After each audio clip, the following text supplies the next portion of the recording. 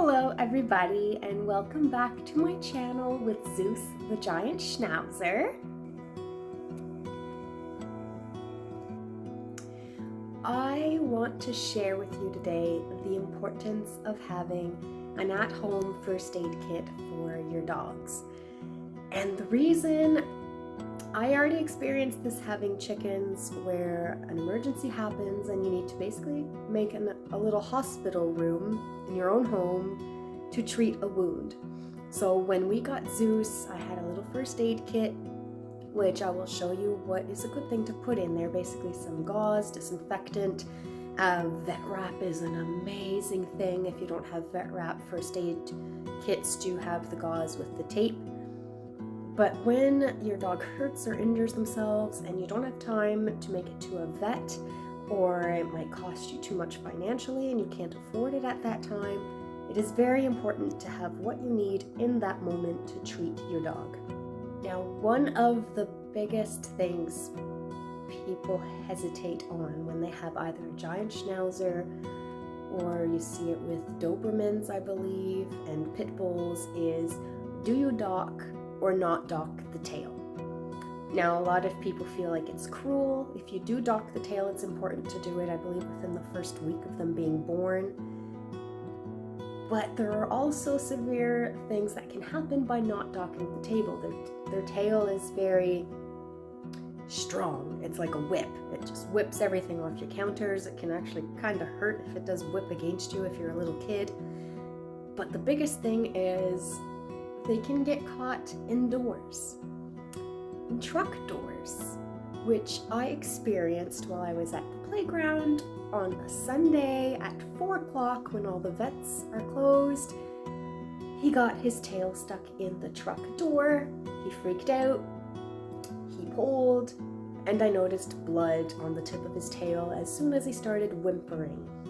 So I knew, okay, it's time to go, get back in the truck.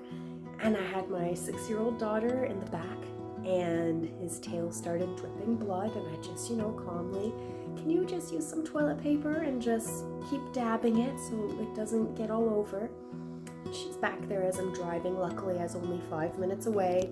Messaged my husband, hey, emergency situation, I'm on my way home. Prep the washroom. Zeus got his tail stuck in the truck door. I didn't know how bad it was yet. I just noticed blood and knew immediately, okay, this is gonna need some attention. My daughter's in the back of the truck freaking out a little bit. Oh, there's blood! And she dabs his tail with the tissue and her hands full of blood. And, oh, there's blood! Okay, it's okay, sweetie. It's no different than if you or mommy hurt ourselves and we have a scratch and we're bleeding. We just have to take care of Zeus, so just try and dab the blood. It's okay. And she had wet wipes back there because, I'm a mommy. I learned to have wet wipes in a vehicle because they do get dirty. So we make it home and we assess the situation, and 4 inches of the tip of his tail has been deboned, which means the skin is completely stripped off of the bone, and at this point it looks like a little rat tail exposed with fur fabric just kind of dangling on the outer skirts. Now, I do have a video of what the injury looks like, which I will not post because I feel YouTube may remove it for gory images, but let me walk you through what we did to treat it with what we had at home. Our main concern and biggest thing we had to worry about primarily was to stop the bleeding.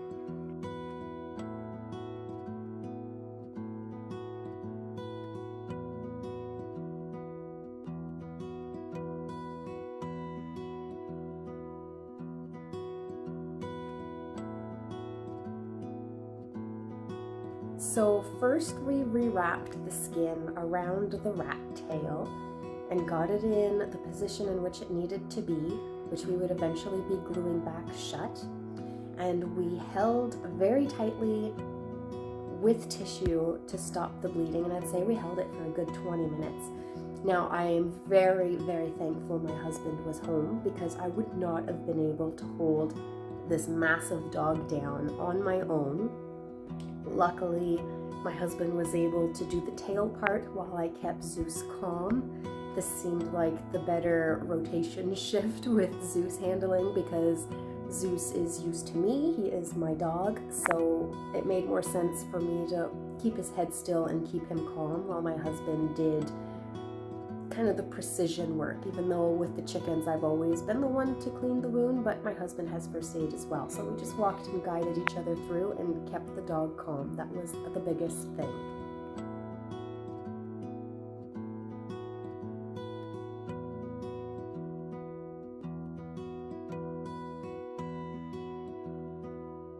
Now, after we got the bleeding to stop, the next important thing was to remove all of the hair or fur around the injury, in which we were going to have to glue back. That was a little tricky because we didn't want to use the clippers where the sound and vibration of the clippers could already make him a little more worried with the sound, and we were trying to keep him calm. So we opted with scissors, which luckily I had just ordered this new grooming kit from Amazon, and it included these little scissors, which I was going to use for in between his paw pads and his little middle eyebrows. And that was the perfect size to get all of the hair off of the tail. So a good pair of scissors for hair removal is essential.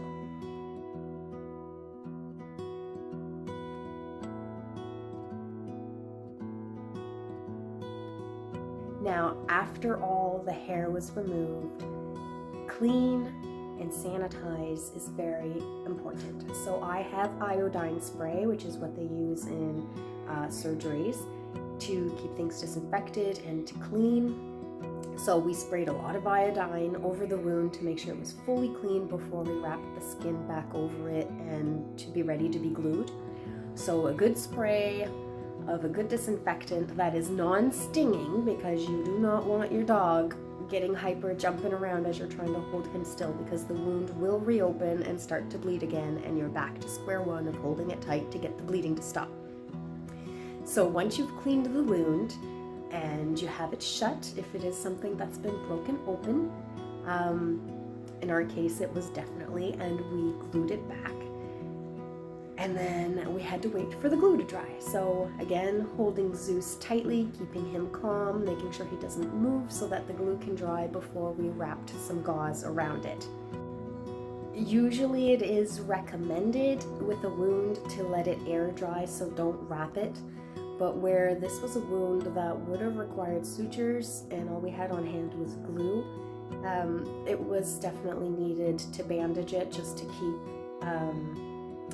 it in place. We actually ended up using popsicle sticks to create a brace for the tail so that when it whacked against things, it would keep the glue in place and prevent it from reopening. Otherwise, we would have just left it open to air dry, and it would have clogged the blood back up for a nice clean healing process. In this case, we are going to be keeping the gauze on for about 2 days. Every day we're taking it off, keeping an eye on it, cleaning it if need to be, resealing it with a little bit of glue touch-up if we need to. But the goal is to get it to the point where it can air dry without gauze.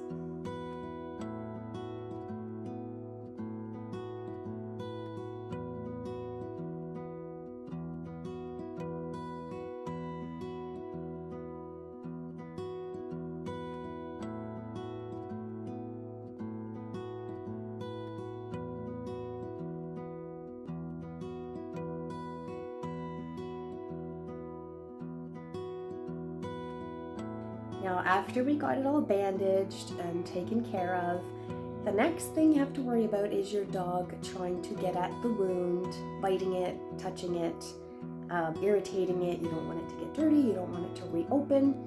We didn't have a dog cone, but I am so grateful that I have focused so much on teaching Zeus don't touch and leave it, that I had a little conversation with him. I looked him in the eye and I pointed at his tail and I said, "Don't touch," pointing at his tail. "Don't touch. You leave it." And now every time he would go to touch his tail, I'd say, "No, leave it." And he knew, okay, don't touch the tail. But what we were worried about was at nighttime when we're sleeping and we can't keep an eye on him to remind him, don't touch that tail.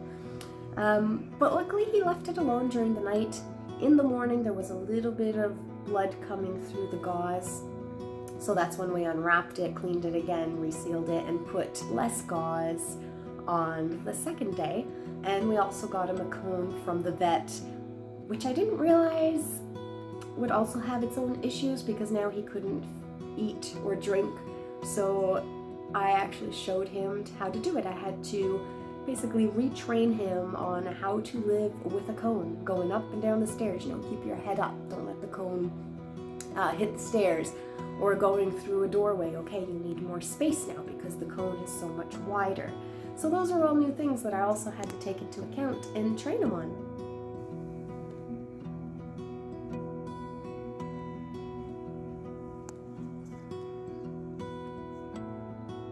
Oi, handsome.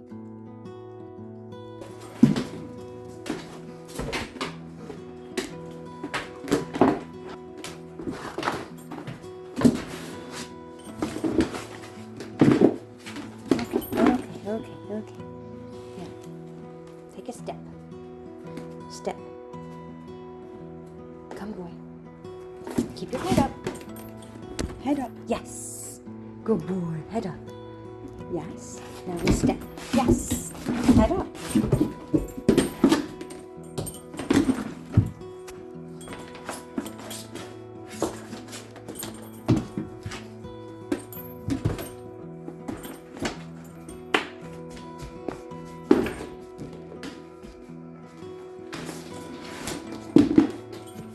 Zeus. Hoi. Wanna go get you a treat? Hi.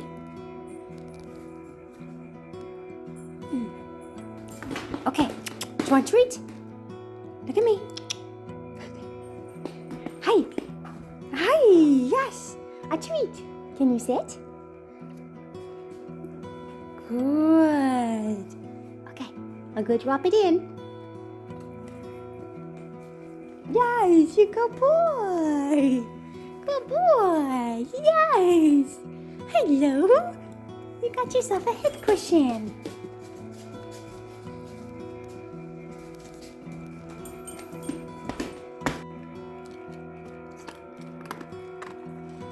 You can't reach your bowl with your cone, can you? Oh, that's good, isn't it?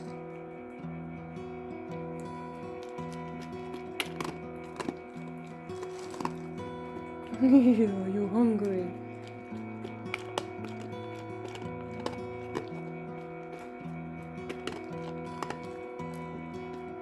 I got you, bud. Yes, I got you.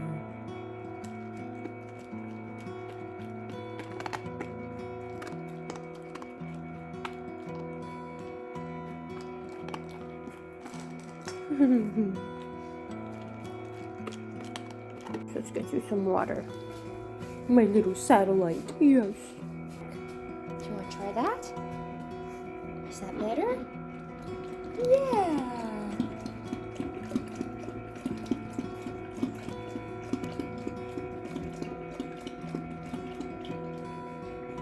You're welcome.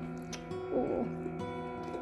Now, if you are in a situation that the vet is available and you're not familiar or comfortable with first aid, or if your dog is too big and you're unable to do it either on your own or with some help, definitely take them to the vet because you do not want to get infection in a wound, especially something that was as severe as this, but luckily the tip of the tail is not as life-threatening for infection compared to if it was his paw where he can actually bite it and constantly be walking on it. But definitely go to the vet if you need to and if you can. This video is more to show you that in emergency situations when a vet is not available, you can do it on your own, but you need to be prepared and you need to be educated prior to, so you're not freaking out in the moment, not knowing how to handle that situation. So hopefully this video got you a little more prepared on what to expect when your dog injures themselves. It made you a little more prepared and possibly have your first aid kit ready on hand all the time for when you need it. And don't forget, you should have a cone on hand for those situations. So definitely buy yourself a cone if you don't already have one and put that in the first aid kit for when you do, and hopefully you never do. Yes, baby, I love you. You're such a good boy.